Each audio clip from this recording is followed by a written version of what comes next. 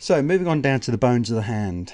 The bones of the hand are very similar in organisation to the bones of the foot, in so much that we have three sections. We have the carpus, comparable to the tarsus, the metacarpals, comparable to the metatarsals, and then we've got the bones of the digits, the phalanges. We have 8 carpal bones, which are organised into two rows. 5 metacarpals and 14 phalanges.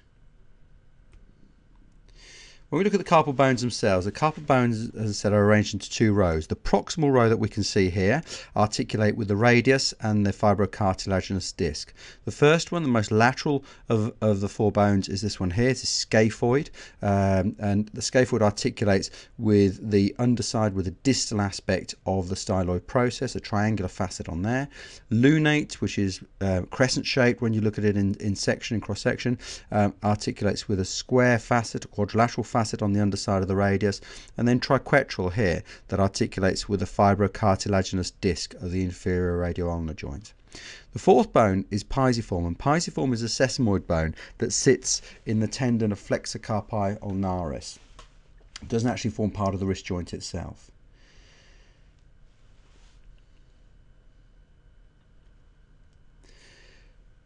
The distal row of carpal bones start off over here on the lateral side. We have trapezium, which is the carpal bone that forms the base of the thumb. It articulates with scaphoid and the first metacarpal here forming a synovial saddle joint. The next bone along is trapezoid, and that again articulates with scaphoid, and trapezium and trapezoid together form a concavity into which scaphoid slots. Then we come across to this bone here, which is capitate. Capitate is the largest of the carpal bones. It's found at the base of the third metacarpal, and it slots into a concavity formed by scaphoid, lunate, and triquetral. Next to that, we've finally got hamate, which forms an articulation with triquetral over here.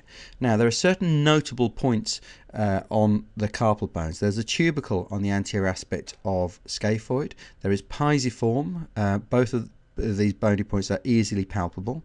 We've then got the hook of hamate, which again is palpable through the hypothenar eminence, the muscles of the little finger, and then there's a tubercle on trapezium. And these 4 bony points are very important reference points because this is where the flexor retinaculum attaches. The flexor retinaculum being a thickening in the deep fascia that converts the concavity of the carpal bones from a concavity into a tunnel itself. This is the carpal tunnel.